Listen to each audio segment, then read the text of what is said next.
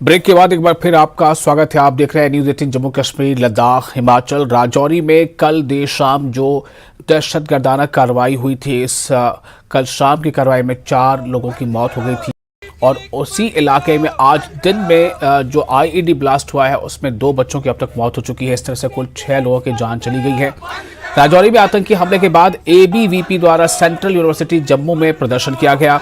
प्रदर्शनकारियों ने टायर जलाकर पाकिस्तान के खिलाफ नारेबाजी की और जम्मू कश्मीर प्रशासन से मांग करते हुए कहा कि इस घटना को अंजाम देने वालों के खिलाफ कड़ी से कड़ी कार्रवाई की जाए।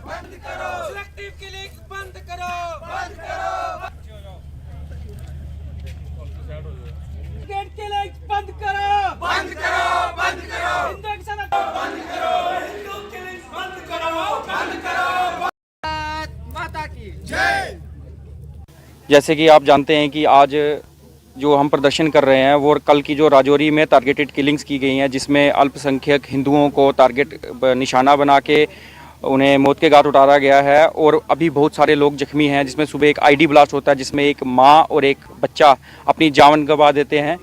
तो इसके खिलाफ हम ये पाक स्पॉन्सर टेररिज्म के खिलाफ हम प्रोटेस्ट कर रहे हैं।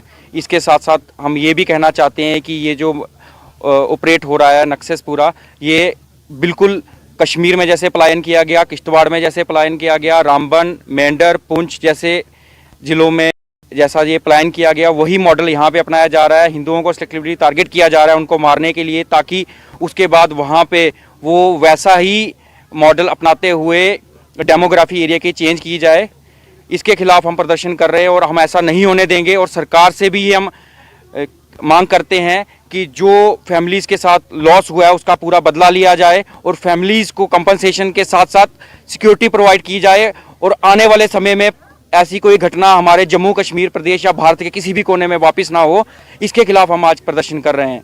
देखिए, जिस प्रकार से कल राजौरी के अंदर घटना हुई है, जम्मू कश्मीर के अंदर लंबे समय प्रकार की घटनाएं होती आ रही हैं और सिलेक्टिवली यहाँ पर टारगेट किलिंग्स की जा रही है, हिंदुओं को मारने का काम यहाँ किया जा रहा है। कल जिस प्रकार से शाम के समय वहाँ फैमिली के अंदर लोग अपने बैठे हुए थे और वहाँ आतंकवादी, वो पाकिस्तान स्पॉन्सर्ड आतंकवादी घर के अंदर जाते हैं और लोगों को मारने का काम करते हैं।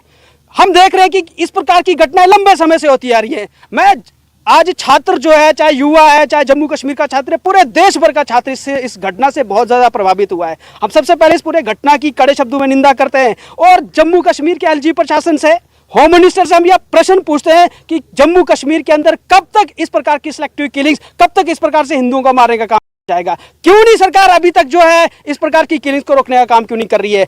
जम्मू कश्मीर के अंदर आज भी हम लोग सर्वाइवल के लिए लड़ाई लड़ रहे हैं। जहां आज देश दुनिया 21वीं सदी के अंदर जहां आगे बढ़ने का काम कर रही है, लेकिन जम्मू कश्मीर के अंदर हिंदुओं को आज भी सर्वाइवल के लिए लड़ाई लड़नी पड़ती है। क्या हम लोग जीवित रहेंगे कि नहीं रहेंगे? इस प्रकार के प्रश्न आज भी समाज के बीच में है। क्यों इस प्रकार की घटनाएं होती आ रही हैं?